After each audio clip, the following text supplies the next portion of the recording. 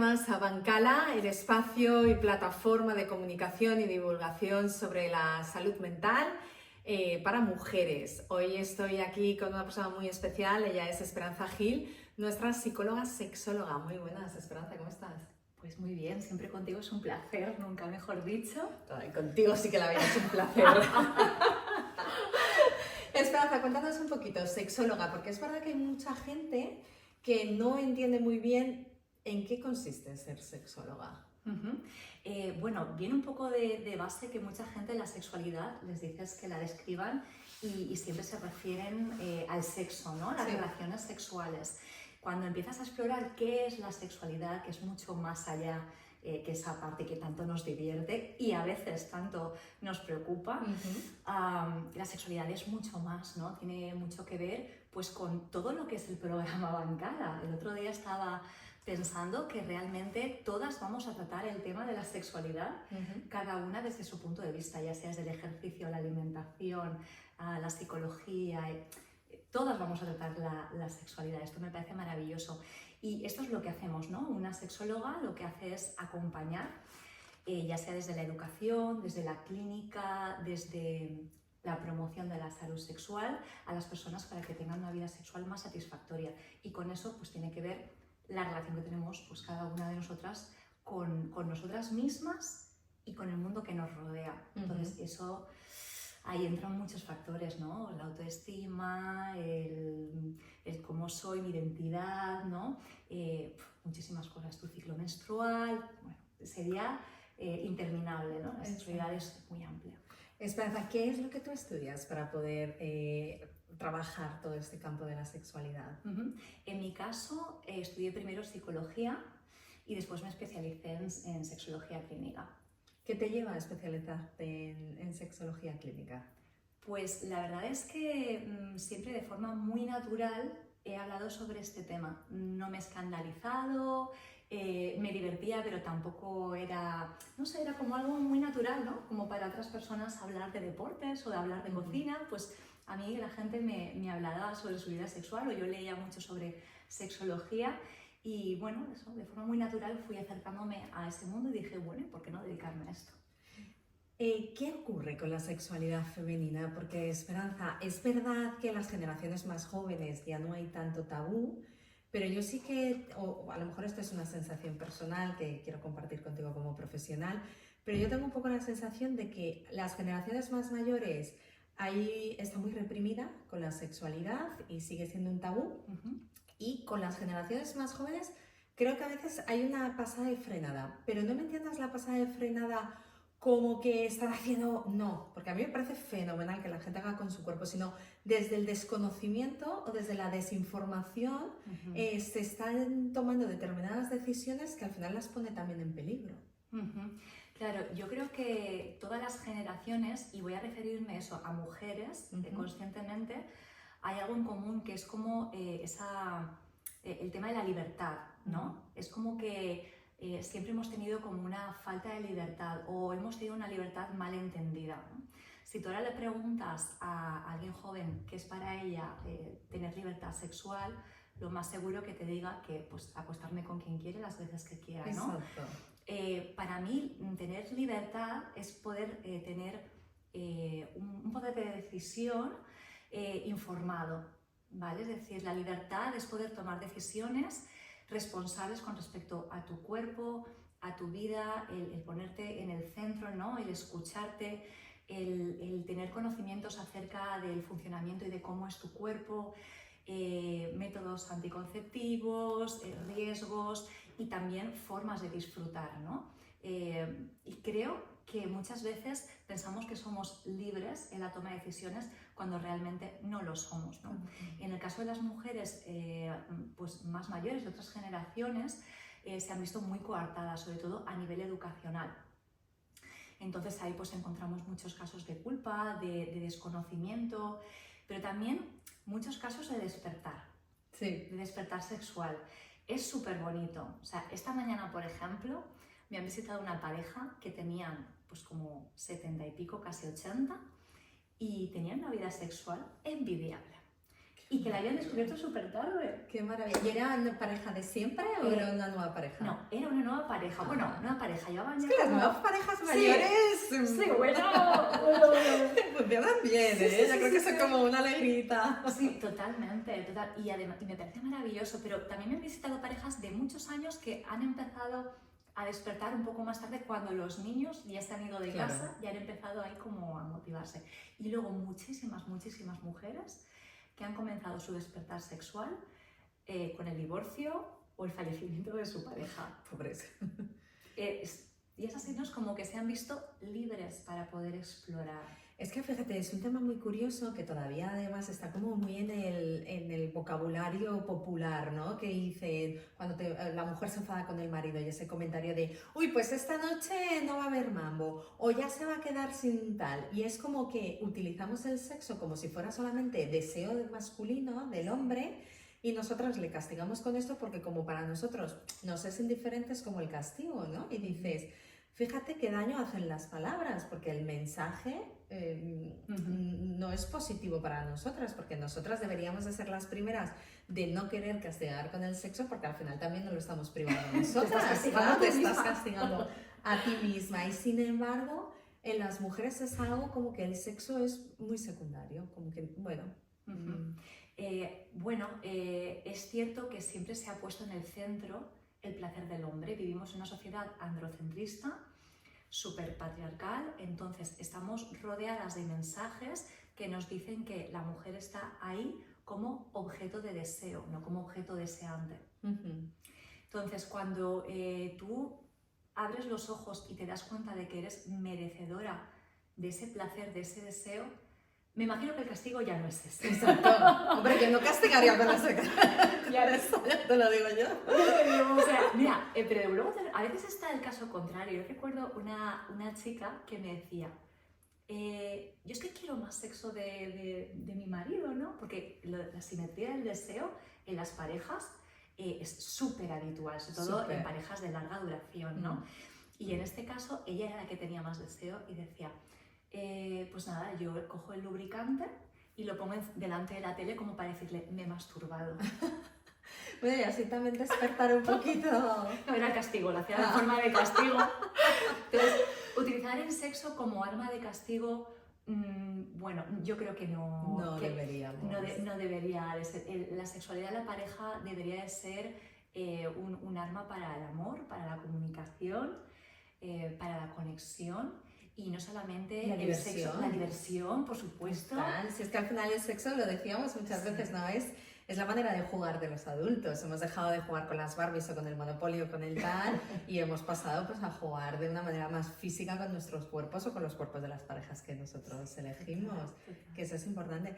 Pero fíjate, hoy estaba en una comida de mujeres, tú sabes que a mí me encanta rodearme de mujeres, y estábamos en una comida de mujeres y estaba comentando que iba a hacer la entrevista contigo. Y entonces una persona estaba en el inicio de la menopausia y me decía, ay, escúchame, pregúntala, que yo cuando era jovencita yo sabía mucho de sexo y todas las cosas, pero ¿cómo recupero todas esas cosas? Porque yo estoy con un libido por los suelos, pero es que vamos, ni se me ocurre. Sí, además, claro, toda esta sociedad desde siempre, desde que eres así de pequeñita, te está diciendo que las mujeres en edad no fértil ya no son deseables y además te sueltan como una lista de efectos secundarios de la perimenopausia y la menopausia que vas a tener y bueno, eso es lo menos erótico que existe, ¿no? Así a priori, ¿no? Y entonces dices, bueno, pues ya lo vas asumiendo. Es que es algo que ya asumes. ¿Y cuántas veces me dirán la frase esta de bueno, yo no tengo sexo, pero es que no lo necesito, ¿no? Y es súper necesario. O lo he asumido. Sí. Que es verdad que yo siempre digo, de no tener relaciones sexuales, siempre lo digo más directo, nadie se muere, es decir, no es una necesidad como tal, ¿no? Pero como, sí como que nos afecta emocionalmente. Pero en unos beneficios a nivel salud, emocional, a nivel... que es una pena que no puedas desarrollar esta parte, ¿no? Si no es un problema para ti, no es un problema, ¿no? Yo siempre digo, bueno, pero esto es un problema para ti o de verdad quieres trabajarlo. No, si me gustaría. Bueno, entonces estás en ese punto, ¿no? Ya estás en este camino. Ella está en este camino. Sí. Su deseo no lo ha perdido, o sea, no es algo que, no es una moneda que se pierda. Sí. Es algo que está dentro de ti. Lo que pasa es que está latente y hacen falta que cree esas circunstancias para que vuelva a asomar poquito a poco, ¿no? Y vuelva a aparecer. Porque fíjate, pregunta, el sexo se ejercita también, ¿verdad? Porque yo tengo la sensación de que hay momentos en tu vida que como que estás mucho más activa y entonces tienes como muchas más ganas y entonces a todas horas estás como muy predispuesta. Y es verdad que pasas luego momentos que a lo mejor por estrés o por circunstancias que te están ocurriendo en la vida estás menos activa sexualmente y cuando hablo de actividad sexual no tiene que ser con otra pareja, hablo también con la práctica sexual con una misma. Y es verdad que dejas de practicar y el libido también va bajando, tienes como menos apetito sexual, ¿no? Totalmente. Yo siempre digo que si tú abandonas al sexo un mes, el sexo te abandona a ti 3 más. Haz cuentas. Como el gimnasio. Tal cual. Tal cual. Es que el movimiento lleva al movimiento. Si tú no ejercitas esto o no ejercitas todo lo demás, sí. Es muy difícil que de la noche a la mañana de repente te apetezca, ¿no? Es decir, hay que movilizar, hay que lubricar ese cerebro con literatura erótica, conversaciones sugerentes, películas, vídeos, sexting, juegos, ¿no? Incluso, mira, justamente hablaba con una señora que me decía que era multiorgásmica, tenía pues esos 70 y pico años, dice que ella puede tener 15 orgasmos ¡Qué en una maravilla! noche. Acababa agotada, pero era como soy multiorgásmica, y hablando un poquito más con ella de todo un poco, me di cuenta de que era una mujer súper disfrutona en general. Yo le dije, mira, eres multiorgásmica, cariño, porque disfrutas de todo, o sea, sí. te hablaba de los paisajes, de los paseos que se pegaba, de lo que le gustaba, la buena comida, y decías, es que eres disfrutona en todo, y eso también va a hacer que disfrutes más de tu sexualidad, que tengas más deseo sexual. Pero es que fíjate, yo creo que has dado en el clavo, es que esa es la palabra, disfrutar. Es que yo creo que todavía hay un porcentaje muy grande de mujeres que no disfrutan con el sexo. Entonces, claro, ¿cómo puedes tener apetito sexual o tener ganas de repetir, tener relaciones sexuales si tú no has llegado a conocer las mieles del sexo? Claro, si no te has llegado nunca a correr, si no lo disfrutas, si es una práctica que la haces un poco por satisfacer a tu compañero, pareja, etcétera. Claro, yo lo entiendo, que hay un problema muy grande que yo creo que pasa a que el órgano sexual masculino es visible, se ve y es como muy difícil de perderlo, ¿sabes? Como, ¿sabes? Se lo ve todos los días, claro, desde que se levanta. se lo ve todos los días, se lo toca todos los días y entonces la sexualidad en el hombre es una cosa como muy innata desde pequeño, es fácil como encontrar, por así decirlo, la satisfacción sexual, ¿no? Sin embargo, para nosotras hay un mundo que tienes que explorar, porque además no todas las mujeres llegamos al orgasmo de la misma manera. Entonces, es verdad que esa parte de exploración que ha estado muy teñida por el tabú, por el miedo a tocarnos, etcétera, ha hecho que haya muchas generaciones de mujeres que no disfruten del sexo porque es que no saben dónde están sus puntos erógenos o lo que le hace realmente disfrutar. Los únicos puntos que se han visto han sido los de la cesárea. Total. O los de... Es así, ¿no? Y efectivamente, o sea, cuando una mujer toma las riendas de su sexualidad, por lo general, y viceversa, coge también las riendas de su vida. Y viceversa, cuando coge las riendas de su vida, suele también incrementar su deseo sexual, ¿no? Entonces, esto de alguna forma, aquí tiene mucho que ver la socialización, ¿no? No solamente la parte genital, que es como para ellos está más expuesta, pero que tiene mucho que ver, pero después a ellos siempre se les ha permitido. ¡Machate! ¡Claro! ¿Sabes? Es como, siempre se les ha permitido desde pequeños, ¿no? Si se tocan el pene, nos hace mucha gracia. Si una chica se toca la vulva, una niña, bueno, pues... Sí, la llamamos guarra a veces de no toques eso, que eso es una cochina, eso no se hace en público. Claro, o sea, es que de hecho si te pones a revisar tu propia biografía sexual desde la niñez, si escarbamos ahí un poquito, nos vamos a dar cuenta de que realmente hemos sido socializadas de forma muy diferente a ellos. Super. Y eso realmente va a tener mucho que ver después en nuestro desarrollo sexual, nuestra forma de vivir el deseo, la sexualidad. Lo primero, nuestro cuerpo es un campo de batalla. O sea, nuestro cuerpo desde bien pequeñas nos han enseñado que hay que depilarse, nos maquillamos, ponte un sujetador que no se te marquen los pezones, pero si los sujetadores que ya tienes pecho, no te lo pongas con relleno. Que, bueno, nos ponemos a pensar por esta etapa, ¿no? La adolescencia, y te dices, madre mía, ¿cuánto de esto tengo todavía aquí dentro? Totalmente. ¿De qué forma ha intervenido en mi forma de ver el mundo, ¿no? Hombre, cuántas mujeres vemos que en una primera cita de repente les da mucha vergüenza desnudarse, ¿no? Simplemente el mero hecho de desnudarte. Hay a muchas mujeres y a los hombres es más raro, el hombre se desnuda y es como, pues esto es lo que hago, ¿no? Aquí estoy. Y nosotras que si nos tapamos, que si nos miramos, que si te cubres con las sábanas y viene de esos estándares a veces imposibles de conseguir, de la belleza perfecta o de cómo tiene que ser el cuerpo femenino o que solamente vamos a ser deseables si nuestro cuerpo es de una forma... Sí, yo siempre digo que esto se cura yendo a una playa nudista. A mí es que me encanta. Vas a una playa nudista y se te quitan todo lo más. Te das cuenta de que hay otros cuerpos, ¿no? Porque nos faltan referentes. Y fíjate, para las mujeres nos faltan un montón de referentes para la vulva, porque es verdad que al final el pene pues es algo como más visible. En la pornografía como que lo ves, a lo mejor el pene se ve más o vas a una playa nudista, etcétera, pero la vulva es verdad que es un órgano que tú tienes que mirar como un poco más de cerca, ¿no?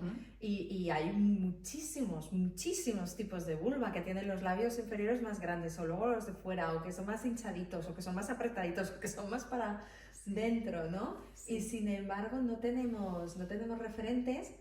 Y enseguida cuando nosotras nos vemos algo que no es a lo mejor la vulva típica de la modelo de la pornografía típica depilada de tal, es como, uy, yo tengo algo raro. Sí. Y no. Sí, totalmente. De hecho, hay bibliotecas digitales donde puedes ver diferentes tipos de vulva. Ay, nos lo tienes que pasar. Sí, os pasaré información y bueno, luego tenemos una exposición para el día 1 de diciembre aquí en Valencia, ya os pasaré la información, claro, que es solo de vulvas. Y bueno, vamos a tener ahí bastantes actividades con este tema. Es que es importante, fíjate, también me pasa, tengo gente de mi edad que todavía me dicen que no se han tocado nunca. Y entonces, y yo muchas veces les digo, pero los animo, ¿no? Pero tócate, espérate, dice, pero si es que a mí no me hace falta porque mi marido me satisface. Y es como, es que explorar tu cuerpo no tiene nada que ver con que tu marido te esté dando el placer suficiente, sino es conocer tu cuerpo. Conocerse. Exacto, conocerse, que no hay nada más importante. Sí. Es como cuando hacemos esos trabajos de crecimiento personal, ¿no? Es, pues si yo me puedo sentir muy bien en la vida, pero que no hay nada más importante que saber cómo funciono, por qué reacciono así, por qué me enfado con esto, por qué estoy contenta. Pues con nuestro cuerpo igual, es que yo necesito saber para pedir, necesito saber. Y entonces si yo me toco, pues podré decir, oye, pues a mí me gusta mucho que me acaricien el pecho porque el pecho es muy erógeno, o que me toques las orejas, o a mí, mira, no me gusta tanto la penetración, me gusta mucho más el roce en el clítoris, ¿no? Y eso, tú solamente puedes dar esa información cuando tú conoces tu cuerpo y luego yo creo que eso te da la seguridad suficiente para también poder compartir con tu pareja y decir, oye, pues mira, vamos a probar esto, que, ¿no? Efectivamente, es que además, si conoces mejor tu cuerpo, también a nivel salud, también vas a poder detectar cuando algo no funciona bien, por ejemplo. Y además, si empiezas a apreciar la belleza de esa vulva, también va a ser mucho más, vas a sentirte como más merecedora, ¿no? De ese placer, de ese cuidarla, de ese tocarla. Es como que de repente estuviera pixelada y no existiera nada ahí, ¿no? El poder que da pues no sé, dormir desnuda, ¿no? Eso activa, por ejemplo, mucho el deseo. Y bañarte desnuda. Bañarte desnuda en el mar. Es decir, creo que es una zona que tenemos muy descuidada y que es muy potente. Muchas veces el trabajar el deseo se puede empezar a trabajar desde el propio cuerpo en vez de la mente, ¿no? Que siempre vamos de la mente al cuerpo para trabajar estas cosas y hay veces que es mucho más fácil trabajar primero desde el cuerpo, que es nuestra casa, digamos que da como un feedback muy rápido, ¿no? Muy inmediato y esto nos motiva mucho.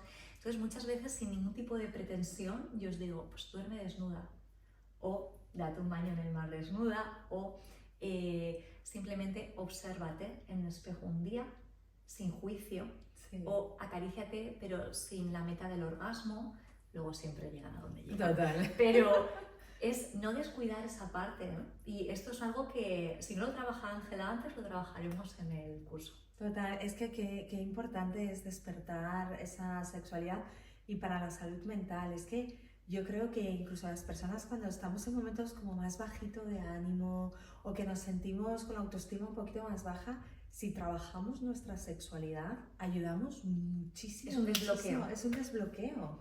Porque ¿cómo es cuando has tenido una relación sexual contigo súper placentera o con otra persona que es que sales de un empoderado que dices, ¿sabes? Y con un brillo en la cara y en los ojos y todo, que es como que te comerías el mundo, porque te da, el sexo te produce una fuerza impresionante, es que te sientes ahí como a tope de power. Sí, sí, o sea, la oxitocina a tope. Sí. Y luego, por supuesto, aumenta la autoestima, ese rato de diversión, de reír. Yo siempre digo que nos hemos olvidado de reír en la cama, ¿no? Es como una ley no escrita de que en la cama no nos reímos. Sí. Hay que hacer el humor.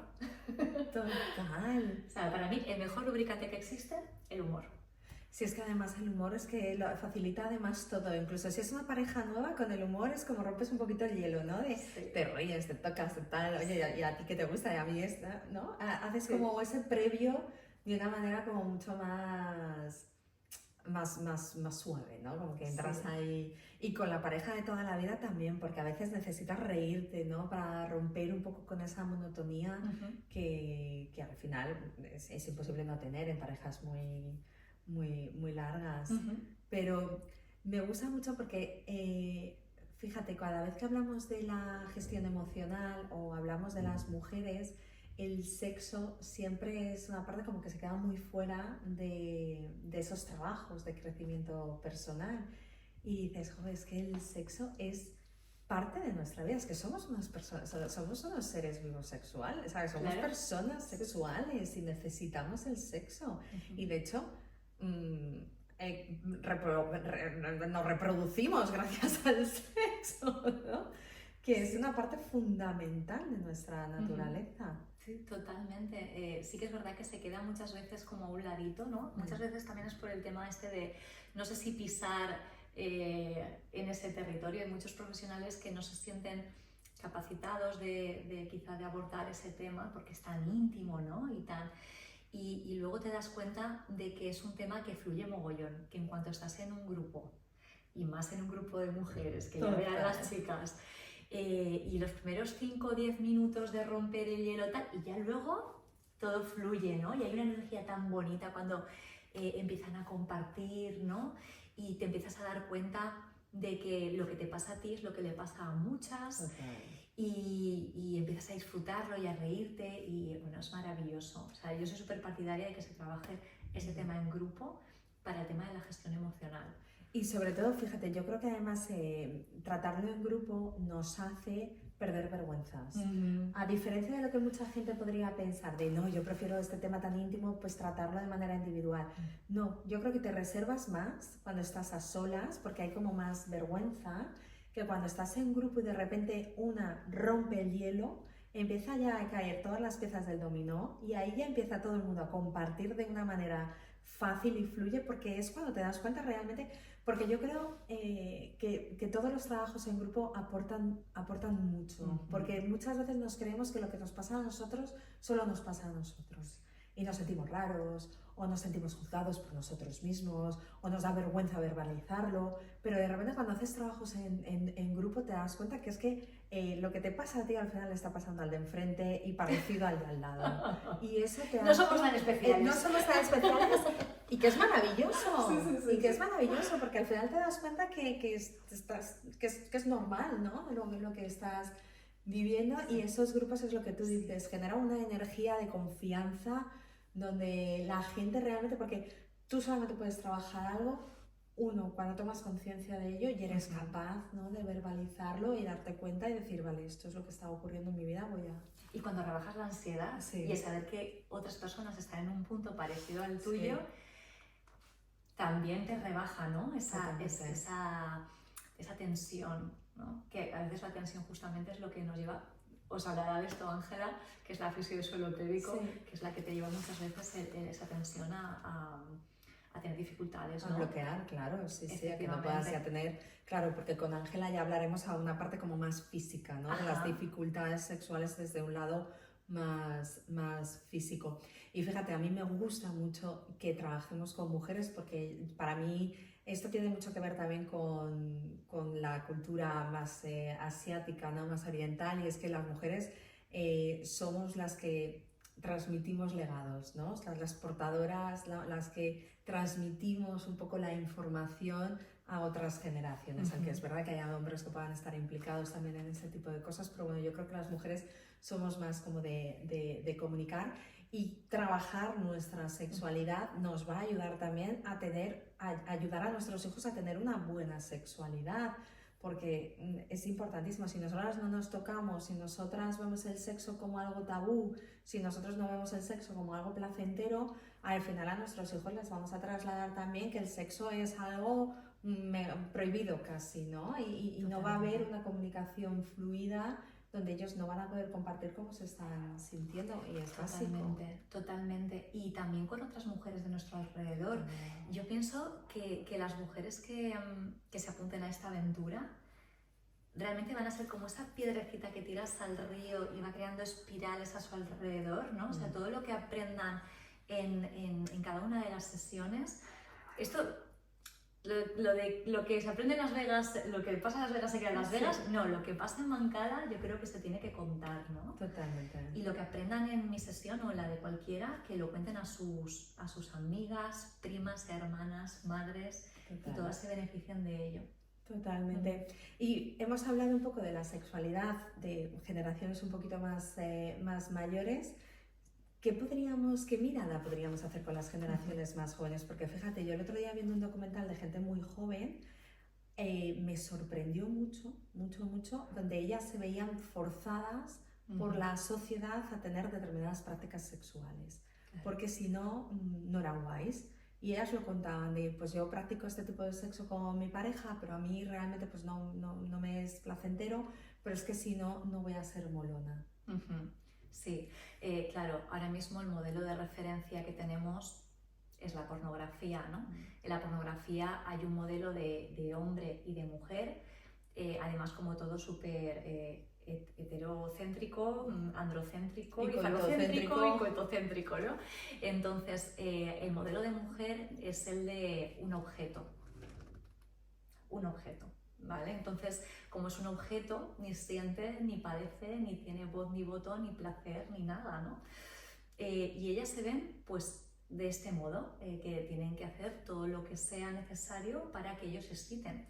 Y ellos se están excitando con ciertas prácticas que han normalizado de forma, pues, muy intensamente, y es un problema. Mucha violencia sexual, ha crecido muchísimo la violencia sexual. Sí. Y ha crecido muchísimo las violaciones en adolescentes. Sí. Pensemos que el acceso a la pornografía ahora mismo es desde los 8 o 9 años, que es cuando les damos el teléfono móvil, hasta los 12. Pensemos que también es una edad en la cual se está desarrollando el deseo, ¿no? Que es lo que nos gusta, ¿no? Ahí se empieza ahí a desarrollar esa parte, y que ahora de adultas te das cuenta de que te gustan ciertas cosas porque de pequeña pues veías cierta serie o no, recibías unos inputs que han hecho que ahora mismo se haya conformado tu deseo de esa forma. Claro, es un problema porque encontramos que tenemos a chavales y a chavalas, sobre todo chavales, que en esas edades han conformado un deseo violento, misógino, y claro, van a querer llevarlo a la práctica de algún modo, sí, ¿no? En mayor o menor grado. Pero si es lo que les excita, entonces es un problema muy gordo el que tenemos ahora mismo entre manos. ¿Qué podríamos hacer en casa la gente que tenemos así, adolescentes? Súper importante el control parental, muy importante, es decir, les estamos dando un teléfono móvil o un reloj conectado a internet, está todo el mundo, todos los dispositivos están conectados a internet y sin embargo no ponemos barreras, ¿no? Los límites en la educación son súper importantes y tienen que tener estos límites y aparte tener una conciencia de lo que están viendo. Hay que hablarles a nuestros hijos del porno, por supuesto que sí. De hecho, tampoco quiero caer en el todo el porno es malo, ¿no? Bueno, No. es que la pornografía existe desde la edad de piedra.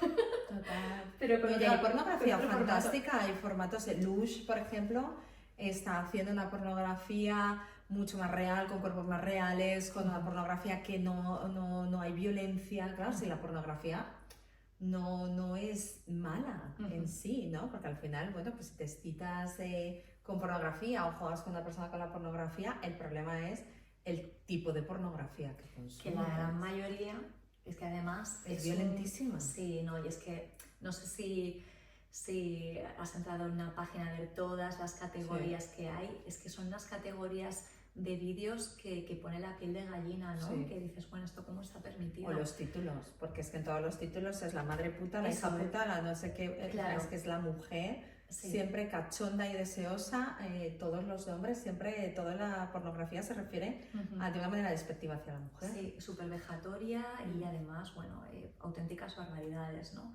Entonces, bueno, yo creo que tiene que tener la información, saber filtrar para cuando les lleguen esos inputs de fuera, del exterior, ya sea de la tele, del porno, de sus amigos, de donde sea, porque al final a la gente nos cría y nos educa la tribu, ¿no? Es toda la sociedad, no solamente en casa, que también. Entonces, creo que tenemos que darles unas bases para que ellos mismos puedan filtrar. Me parece que muchas veces estamos siendo como muy paternalistas, ¿no? con los adolescentes. Yo confío mucho en ellos y en ellas. Creo que si desde bien pequeñitos han tenido un buen acompañamiento, les hemos dado la confianza suficiente como para que nos cuenten la chorrada más chorrada del mundo y les hemos escuchado, ¿no? Si les contamos, les educamos sexualmente desde edades muy tempranas, es muy probable que después, cuando accedan a este tipo de pornografía, ellos mismos digan, ostras, la pues rechacen. A lo mejor sí, o la rechacen o la vean, pero con cierto espíritu crítico, ¿no? Muchas veces cuando en los talleres de educación sexual en secundaria les contamos de qué forma puede afectarles el visionado de pornografía, sin haber tenido una base y ese espíritu crítico del cual hablamos, se quedan alucinados, ¿no? Porque no tienen ni idea de cómo les puede afectar. En el caso de las mujeres, de las chicas jóvenes que me preguntabas, lo que nos estamos encontrando es que están súper desconectadas de su placer y de su sexualidad. Tienen puesto el foco en el otro, o sea que no hemos cambiado en nada. O sea, antes era tienes que hacer disfrutar a tu marido, ahora es lo mismo, o sea, no ha cambiado. Sí, nada. cambia que antes nos medio obligaban a tener una pareja fija, ¿no? Era como tienes que tener un novio de toda la vida para acostarte con él. Sí. Y ahora es, bueno, puedes tener muchos novios, pero sigue dándole placer. La falsa libertad sexual. Sí, exacto, que es. Pero fíjate, es que también la música, es que el contenido que tenemos últimamente a nivel sexual para la gente joven es bastante marciano. Y luego a mí una cosa que me llama muchísimo la atención es esta doble moral que vemos a todas estas madres escandalizadas por el baile que ha hecho Aitana, no sé si te has enterado con el baile de Aitana, y dices, a ver, nos escandalizamos por el baile de Aitana, que yo puedo entender que en el primer concierto te escandalices porque no sabes dónde va, pero luego ha hecho tropecientos más, que ya todo el mundo sabía, entonces, no, han seguido yendo... Esperaban que ella cambiase la coreografía. Pues chicas, si tú no quieres exponer a tus hijos a eso, no vayas al concierto, pones las entradas en reventa, etc. Pero aún así vas y sigues criticándolo. Pero que estoy segura que el baile de Aitana les escandaliza, pero sus hijos luego llegan a casa y juegan al Fortnite o a este tipo de juegos que son súper violentos o no tienen el control parental y tienen al final un teléfono móvil. Y entonces al final dices, hostias, es que dejemos de poner la culpa en los demás.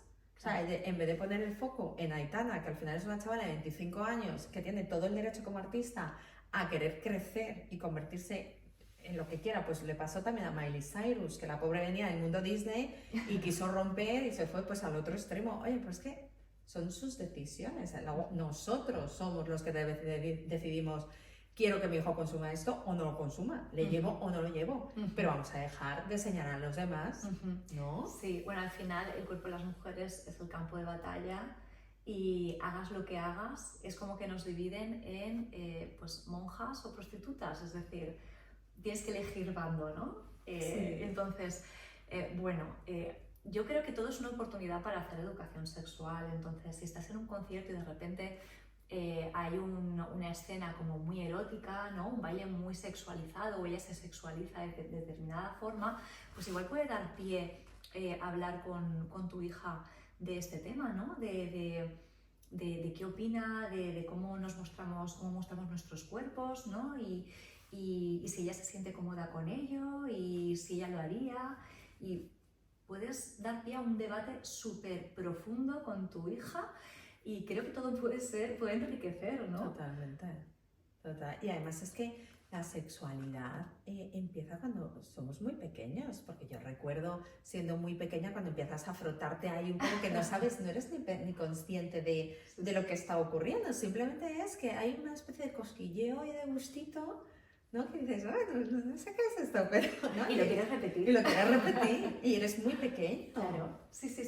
De hecho, nace cuando nacemos y muere cuando morimos. Bueno, incluso antes de nacer, ¿no? Porque ahí intervienen un montón de hormonas, todo eso es sexual, ¿no? Las hormonas, el acariciar mi tripita, ¿no? Esa conexión con el bebé, todo es sexualidad, ¿no? Totalmente. El dar de mamar o dar el biberón, o sea, la alimentación, ahí también hay un vínculo, ¿no? Los vínculos son sexualidad. De hecho, yo siempre me he negado a utilizar el afectivo-sexual, ¿no? Porque en lo sexual está lo afectivo, es como un término totalmente redundante que además, ya lo buscaré, no recordará muy bien exactamente el dato, ¿no? Pero fue para un evento en los años 30 que se hizo sobre este tema y les obligaron a poner afectivo-sexual. Y desde entonces que se está utilizando, ¿no? Claro, pero es que yo creo que no hay sexo, incluso con un desconocido, que no sea afectivo. Sí, ¿Sabes? claro, que al final la sexualidad te conecta. Claro, y los cuidados, Total. ¿no? Y yo os digo, hasta en un cuarto oscuro. Total, hay afectividad. Sí, total, o sea que hay emociones, ¿no? Y por supuesto, y el cuidarse, aunque te conozcas de toda hora. la vida. Exacto, de toda la vida o de media toda la hora. vida o de media hora. Hay que cuidarse. Sí, que el sexo tiene que ser cuidado. Sí, totalmente. Sí, eso yo creo que es la parte más importante. Antes, durante y después. Efectivamente. ¿Qué se van a llevar las mujeres de este taller contigo? Muchas cosas. En lo físico y tangible y en... Pues yo quiero que salgan habiendo resuelto dudas, abriendo puertas y conectaditas con ellas mismas. O sea, yo la primera pregunta que quiero que respondan es ¿qué quiero yo? Ah, qué importante. Que se pongan en el centro. Eso es lo que quiero. Y por supuesto, van a divertirse mucho. Sí. Y van a tener mucho placer. Sí, yo la primera que me voy a divertir, van a ser todo juegos, quiero que juguemos porque la sexualidad es juego. Entonces vamos a jugar mucho para sacar, para compartir quien quiera. Yo siempre digo que esto es quien quiera. Al final todas se animan. Total.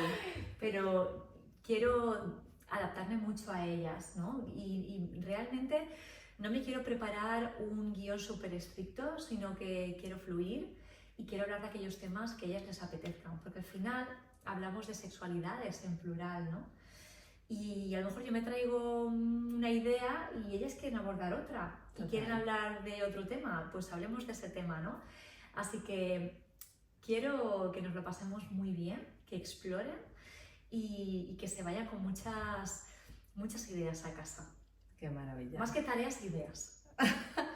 Esperanza, millones de gracias. Deseando empezar este curso contigo y estoy enormemente agradecida que me acompañes en este viaje. Agradecida yo porque cuentes conmigo. Nos vamos a pasar genial.